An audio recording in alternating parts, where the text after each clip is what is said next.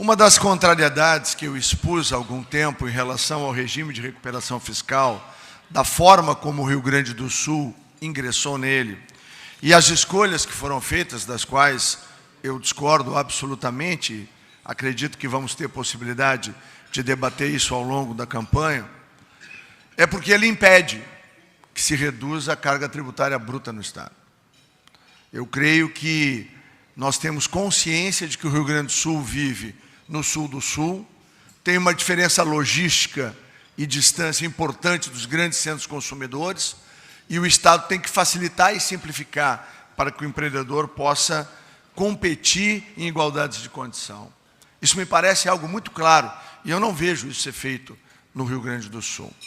Por outro lado, no último debate que nós tivemos, nós ouvimos do ex-governador dizer que o PIB do Rio Grande do Sul havia crescido mais do que o PIB brasileiro. Acho que a verdade é algo muito importante nas relações políticas, nas relações institucionais, porque ela constrói credibilidade. Se o ex-governador tivesse buscado a diretoria de estatísticas, o departamento de estatísticas do Estado do Rio Grande do Sul, ele ia encontrar que a economia gaúcha caiu 2,24, enquanto a economia do Brasil, com os dados do IBGE, cresceu mais 3,05. Na aritmética, eu gostaria que fosse o contrário, né? Que o Rio Grande do Sul tivesse crescido 5%. Mas nós temos, num debate que fala do presente e do futuro do Estado, nós temos que ter os números com correção. Então, está claramente aqui, desde o momento em que o ex-governador assumiu, até o último trimestre, onde ele renunciou à maior honra que um gaúcho pode ter, que é comandar o Rio Grande do Sul, gaúcho ou gaúcha, né? Já tivemos uma governadora aqui. Na aritmética simples, é claro de se evidenciar aqui com os números que nós obtemos no Departamento de Economia e Estatística do Estado do Rio Grande do Sul, nós tivemos, lamentavelmente, pelos equívocos de gestão, pelas más escolhas feitas no Rio Grande do Sul, uma redução do nosso PIB de menos 2,24%, enquanto o Brasil, que fez as escolhas corretas de tirar as pedras do caminho, de desburocratizar, de simplificar, o Brasil reagiu. Gerou emprego, gerou renda, gerou oportunidades, e hoje nós temos 97 milhões de brasileiros trabalhando. É o maior número da história do Brasil, entre a economia formal e a economia informal. A nossa diferença entre o que a gente propõe hoje, que foi feito no passado recente, é verdade e respeito às pessoas.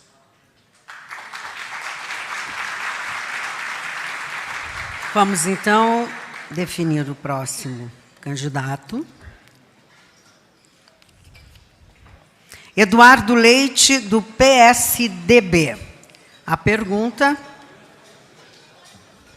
Só lembrando que essas perguntas foram enviadas pelas filiadas e pela diretoria da Federação. A inovação tem se mostrado como fator determinante para o desenvolvimento.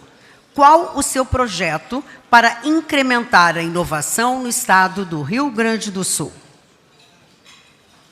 Bom, me permitam usar os primeiros momentos para repor a verdade, já que o ex-ministro cita tanto Mateus 8,32, conhecereis a verdade vos libertará.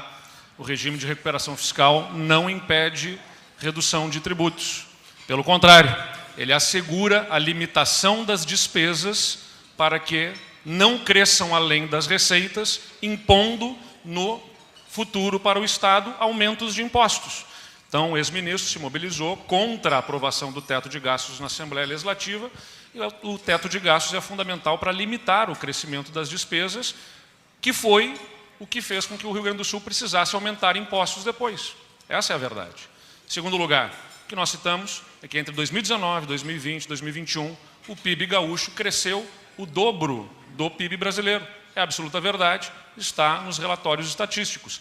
Neste ano, o dado que ele traz tem a ver com a estiagem a mais severa dos últimos anos, das últimas décadas, que impactou na economia gaúcha. Claro que impactou a estiagem na nossa economia, e por isso nós temos, inclusive, um programa de investimentos em irrigação, que o governo do Estado lidera, e que trabalha muito pela desburocratização para viabilizar a reservação da água necessária para que a gente consiga manter todas as nossas safras protegidas pelas estiagens que virão no futuro.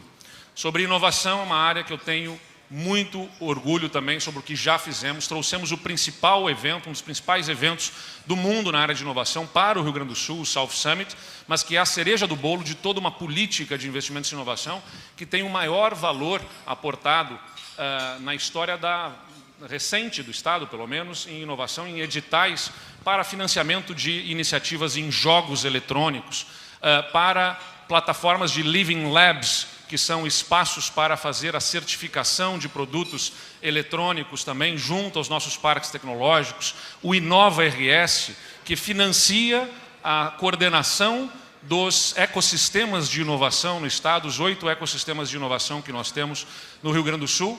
E é claro que nós precisamos avançar muito no tema da educação, que aqui já foi trazido, mas que o Estado ficou para trás, inclusive pelas dificuldades fiscais de remunerar os seus próprios servidores.